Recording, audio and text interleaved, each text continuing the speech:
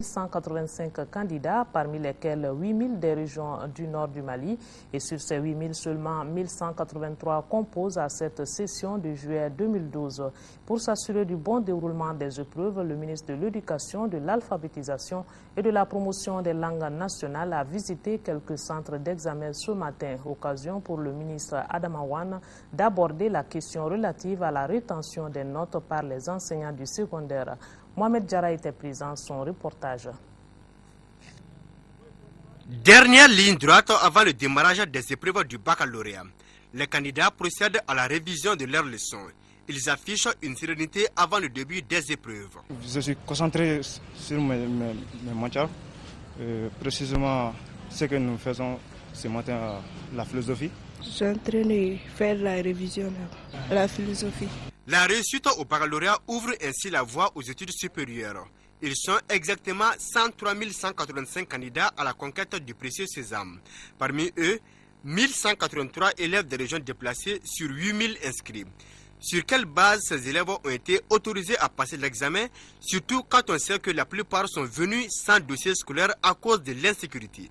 On a un système informatisé, donc on a pu les tracer très rapidement et ils ont été acceptés sans dossier, sans, disons, tracasserie administrative, mais on a pu tracer les dossiers, les localiser et c'est pourquoi il y a eu une acceptation très très facile dans toutes les académies et aussi pour être candidat, c'était à leur guise, selon leur degré de préparation. Les épreuves ont démarré à 8 heures. Élèves et surveillants étaient sur place. Cette première épreuve se déroule très bien. Malgré quelques difficultés, il y a toujours des élèves retardataires, certains qui n'ont pas de carte d'identité parfaitement comme on le dit, peut-être des erreurs d'orthographe, par exemple au lieu de Bakari, Boukari, des trucs comme ça.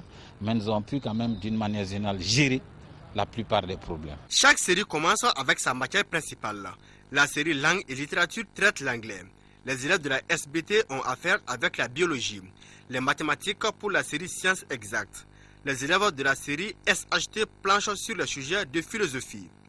Dans l'ensemble, les élèves trouvent le sujet abordable, malgré une année scolaire quelque peu perturbée. Occasion pour le ministre d'aborder la question de rétention des notes. Selon les informations que nous avions, les enseignants ont dans la plupart des cas volontairement restitué les notes pour permettre donc le bon déroulement des épreuves et nous pensons que les épreuves se dérouleront très normalement et que les peu de cas de rétention n'auront aucune incidence sur le déroulement du baccalauréat cette année. Les forces de l'ordre veillent au grain pour éviter les perturbations et autres fraudes. Voilà, nous souhaitons bonne chance à tous les candidats. Médiation CEDEAO dans la crise du Mali. Les ministres Djibril Bassolé du Burkina Faso et Ali Koulibaly ont été reçus en audience par le président par intérim Dioncounda Traoré.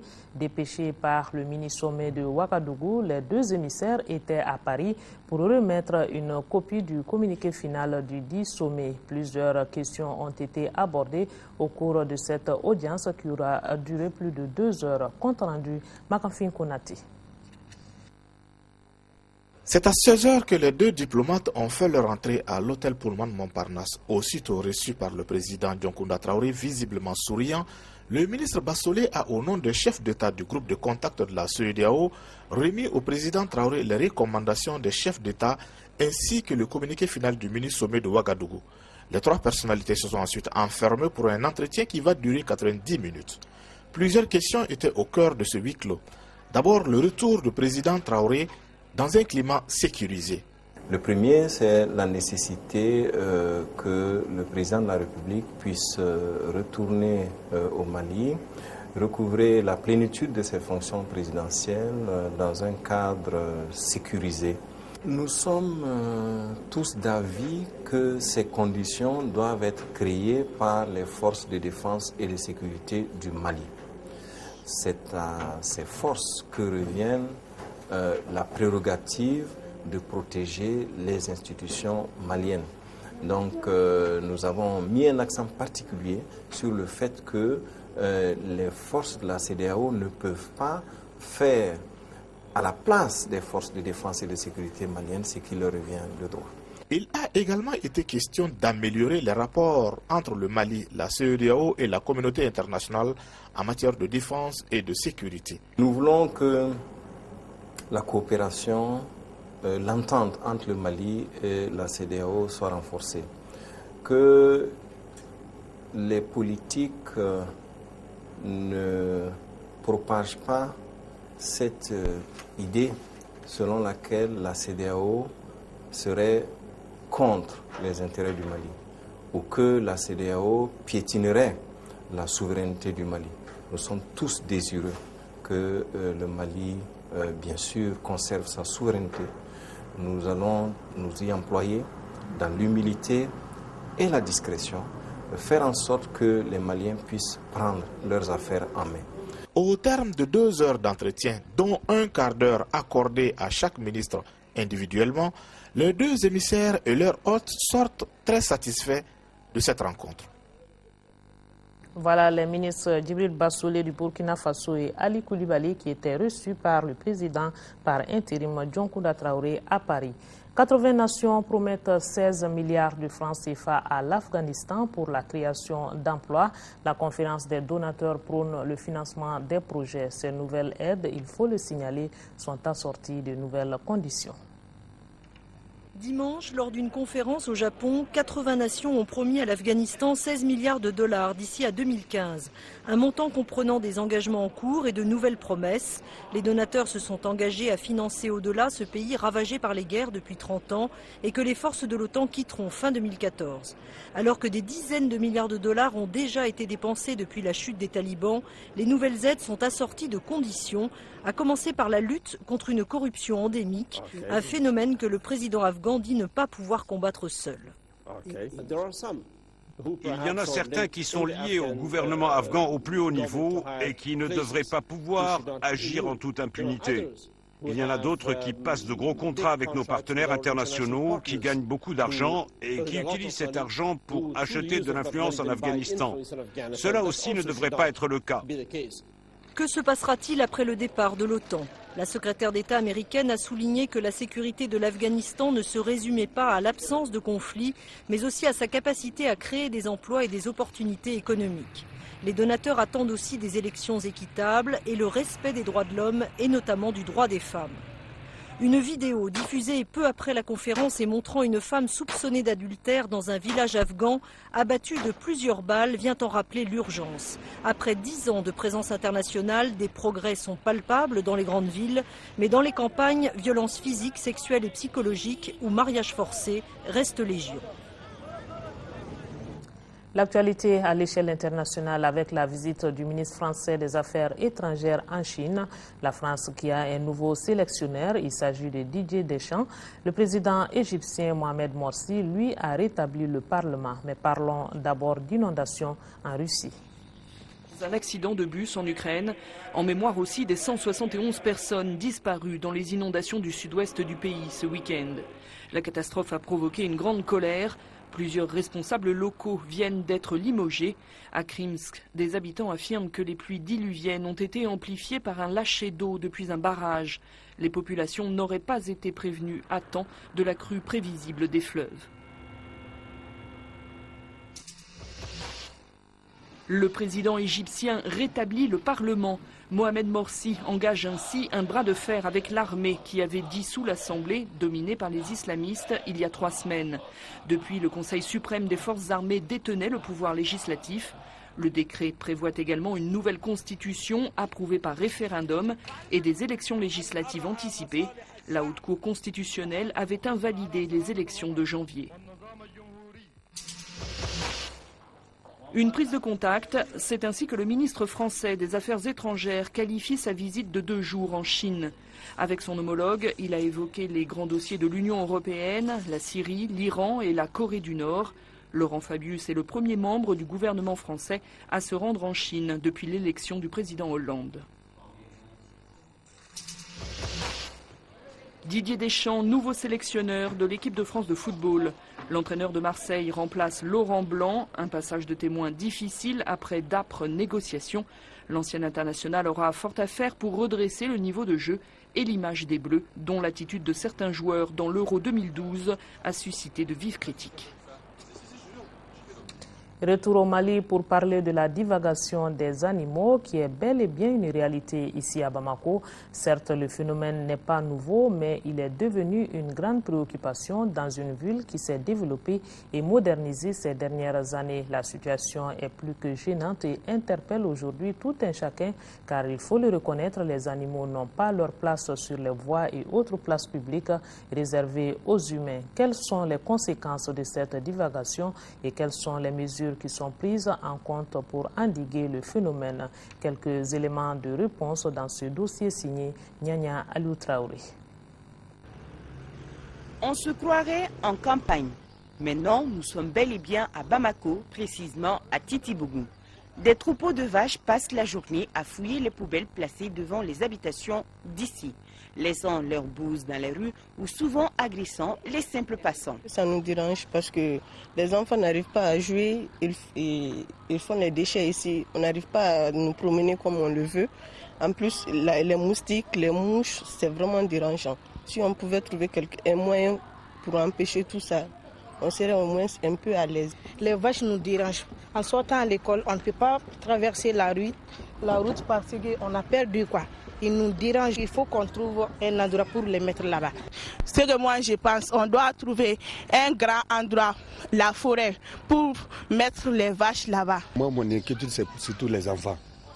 Le matin, moi, je serai obligé d'attendre d'abord que ces vaches-là passent pour que moi, je puisse sortir. Parce que c'est que les enfants là sont tout le temps dans la rue. Comme les adultes, les enfants sont également préoccupés par cette situation.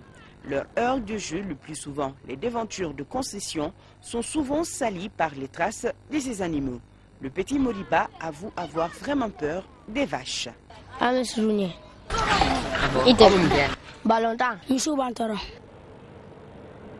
Même le centre de la capitale n'est pas épargné par la divagation des animaux. À Golonina, l'un des quartiers populaires du centre de Bamako, des vaches sont laissées à elles-mêmes. Vraiment, Ali Siglé Missoubena Yeleka. Il faut gagner au bar et c'est Koubi Kelere. Bolongonona et Kabarakero, I Missuna to Fanga Bara de Black Abulikaboy. Not a Missoubena, ni à Guerra Bafo, Moussouba Ouiton. Bon, vraiment, monsieur m'a raconté de Gougonaïta. Nous sommes ici, c'est une zone d'habitation. Et on n'a pas besoin de l'amener des animaux. Et tout le monde parle de la divagation des animaux. Et en pleine ville, les animaux viennent, ils se montrent sur nous. Souvent, ils essaient aussi de nous agresser. Et donc, nous sommes des êtres humains. On n'a pas le droit de collaborer avec les animaux. Certaines de ces bêtes prennent la direction du grand monticule d'ordures qui se dresse au milieu du quartier et y passent de nombreuses heures. À Titibougou comme à Golonina, nous n'avons pas vu un berger à côté de ces animaux. Et pourtant, certains riverains disent qu'un berger n'est jamais loin de ses vaches.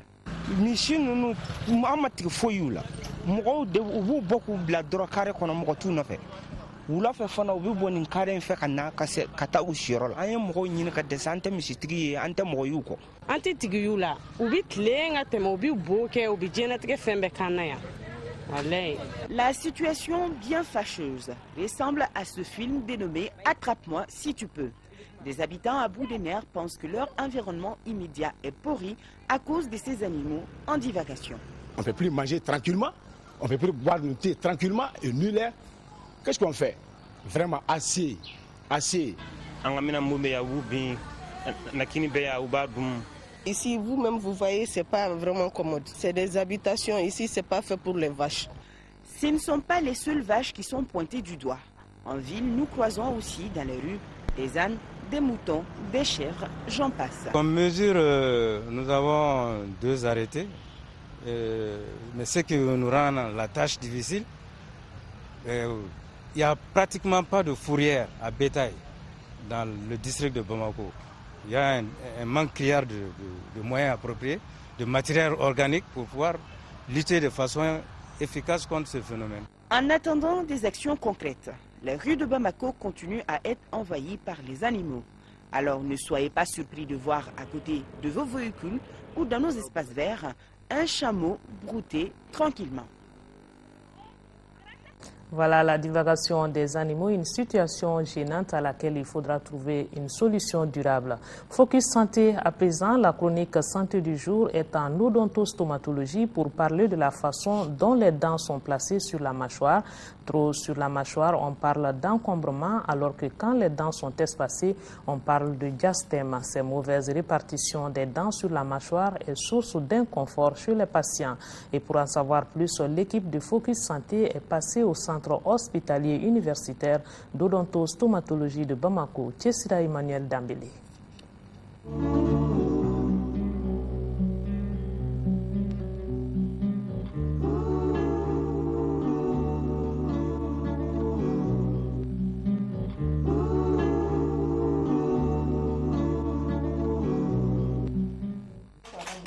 Des dents avec des attaches métalliques. Un dispositif posé en service d'orthodontie en vue de donner l'alignement souhaité à la dentition. En service d'orthodontie du centre hospitalier universitaire d'odontostomatologie de Bamako, 90% des consultations se font pour des problèmes de mauvais positionnement des dents. Il peut s'agir de dents trop écartées ou diastème ou de dents paraissant comme trop pour la mâchoire ou encombrement. Des situations qui sont source de problèmes pour le patient. Les dents, c'est un ensemble au fait. Donc les dents, quand ils sont solidaires, les dents sont bien soudées, bien engrenées, les dents sont plus solides comme ça. Mais un patient qui va présenter des diastèmes, on a les dents qui sont écartées, donc isolées, et donc c'est des dents qui sont prédisposées à des chocs, à des traumatismes quand il y a un choc. À l'inverse, les patients qui présentent des encombrements, qu'est-ce qui se passe? Il y a des faces dentaires qui ne seront pas accessibles au brossage. Donc, vous vous brossez, vous avez l'impression que c'est bien fait, mais en fait, il y a des faces dentaires qui sont cachées, qui n'ont pas été accessibles. Le brossage n'a pas touché ces zones-là. Et donc, il y a des débris alimentaires qui vont s'accumuler au niveau de ces endroits. Et tout le monde sait que la carie, ça part de ces débris alimentaires. Donc, ça peut poser non seulement des problèmes de carie au niveau de ces dents, mais ça peut poser ce qu'on appelle aussi des pathologies parodontales. Il y a ça. On a aussi des patients qui viennent nous voir parce qu'il y a un problème d'halitose, la mauvaise haleine, la mauvaise hygiène buccale. Et donc l'halitose, il se trouve qu'ils vont vous dire qu'ils se brossent comme il faut. L'hygiène est impeccable. Mais quand on regarde au fond, on se rend compte qu'il y a des zones de rétention de la plaque dentaire. Et plaque dentaire, ça rime toujours avec halitose. Diastème et encombrement font partie de ce qu'on appelle les anomalies orthodontiques. Leurs causes peuvent être héréditaires, congénitales ou fonctionnelles. Des enfants qui vont se sucer les doigts, entre autres la tétine, le doigt. Donc la succion digitale ou bien de la tétine, ça va entraîner les dents, une proalvéolie. Une proalvéolie, c'est les dents qui sont déjetées en avant. Et donc les dents, en général, quand elles vont devant, elles vont s'espacer. Donc le problème des diastèmes, ça peut s'expliquer par ça. Hormis ça, on a des patients aussi qui ont toujours ce problème fonctionnel, qui vont plutôt interposer la langue, qui vont pousser les dents de devant avec la langue. Donc ça, on voit ça déjà dans leur manière de parler. Au niveau de la phonation, déjà, on va remarquer ça. À la longue, ça va jeter les dents en avant. Et donc, il y a ces espaces-là qui vont se créer entre les dents. Encombrement, ça, c'est la dysharmonie dento-dentaire. Et dans ces formes de dysharmonie dento-dentaire, il y a une origine héréditaire qui peut être mise en cause. On va parler de l'hérédité croisée. L'enfant peut prendre par exemple le petit maxillaire de la maman et puis les dents, on va dire, les grosses dents du papa. Et donc, évidemment, quand on va mettre ses dents sur un petit maxillaire, il va y avoir un problème d'encombrement. Souvent, au cours de la croissance, normalement, les phénomènes de dentition, il y a des dents qui doivent tomber, les dents de lait qui doivent partir pour être remplacées par les dents définitives. Donc, dans certains cas, il y a des dents de lait qui vont tarder à chuter. Et donc, la dent définitive, au lieu de sortir à la place de la dent de lait, elle va se retrouver dans une autre position. Généralement, quand les patients vont en consultation, c'est à cause d'un sourire qu'ils n'aiment pas trop ou pour un autre inconfort comme la douleur aux mâchoires, la mauvaise haleine. Surtout pour ceux qui présentent des diastèmes. Ça, c'est des patients qui vont postillonner. Enfin, quand ils parlent, il y a des jets de salive qui vont, par exemple, sortir. Donc, il y a ça. Et puis, en même temps, vu qu'il y a de l'espace entre les dents, donc quand ils vont parler, en général, on remarque ça chez certains patients, mais pas tous. Donc, quand ils vont parler, qu'est-ce qui se passe? Il y a de l'air qui va sortir entre les dents. Donc, c'est des patients qui vont zozoter ou bien, voilà, quand ils parlent, il y a de l'air qui va s'échapper. Donc, ça peut poser des problèmes, effectivement, au niveau de l'élocution, mais aussi au niveau de la mastication. La prise en charge de ces dysharmonies dento-maxillaires ou dento-dentaires dépend de l'âge. Pour les jeunes, elle est orthopédique et agit sur les bases osseuses, mais peut être aussi orthodontique. Donc pour ce traitement orthodontique, on va utiliser des attaches, c'est des braquettes qu'on va coller au niveau de chaque dent qui vont servir d'ancrage. Et à partir de là, maintenant, on va mettre l'arc qui a une forme idéale, on va dire, et puis on va pousser les dents à suivre cette forme idéale d'arc. Et à la fin du traitement, on devrait avoir cette forme normale. Mesure à prendre, éviter que l'enfant suce le doigt après 6 ans, qu'il n'interpose pas la langue ou les lèvres entre les dents pour éviter l'apparition d'une anomalie. Mais quand la malformation est déjà là, mieux vaut consulter un spécialiste.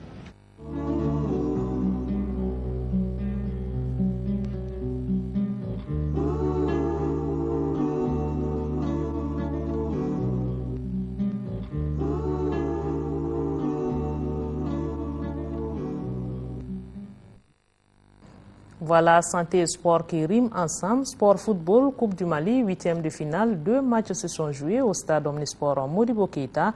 L'opposition 11 créateurs de Nyarila et le centre Salif Keïta qui a tenu toutes ses promesses, 2-1 pour les 11 créateurs. La rencontre Djoliba AC Atar Club de Kidal a par contre été plus symbolique que spectaculaire. Score final 5-1 pour les Rouges de Bamako qui se qualifient pour les quarts de finale. Al-Jumatina pour le compte rendu. Dès le verdict du tirage au sort ayant mis aux prises le Djoliba AC et Atar Club, on connaissait d'emblée, sauf catastrophe, que les Rouges de Bamako partaient largement favoris. À ce titre, cette rencontre des 8e de finale de Dame Coupe du Mali 52e édition revêt un match plutôt significatif que sportif pour la formation de Kidal, sous occupation des bandits et islamistes armés. Je suis surtout satisfait que la Fédération malienne de football ait maintenu sa décision de faire jouer cette Coupe du Mali à l'ensemble des clubs du pays. Ce n'était pas évident au départ, mais aujourd'hui la Fédération malienne a relevé le défi. Il faudrait donc les féliciter et les encourager dans ce sens. C'est bon de participer, surtout pour la région de Kidal, où vous connaissez les événements qui se vivent présentement. Nous revenons de loin. On ne rêve pas les yeux ouverts, on est en face de l'Everest, du Djoliba, qui est la meilleure équipe du Mali en ce moment, le meilleur club du Mali. Notre objectif est déjà atteint parce qu'on est déjà au 8e de finale. C'est dans ce contexte émouvant qu'entame ainsi ce qu'on peut appeler l'opposition entre David et Goliath. Les Rouges, remenés à 99% pour la circonstance, ouvrent le score dès la 7e minute par Nouhoum Fani, qui récidive pour son doublé à la 43e minute, après un joli service de Alassane Diakité. C'est Denise Janvier Abouta, le seul joueur majeur de l'équipe première, présent dans cette rencontre, participe au spectacle rouge, avec également un doublé à la 10e minute sur penalty et à la 44e minute. Mais le plus beau but Djolibis reste celui inscrit à la 33e minute par Alassane Diakité Chaud avec beaucoup d'aisance technique. 5-0 à la pause, plus rien pour le Djoliba AC. En revanche, en seconde période, Atar Club ne se contente pas seulement de limiter les dégâts. Mieux, il réussit à réduire le score à la 57e minute par Bakaraba. Comme un symbole, tout le stade fête ses buts.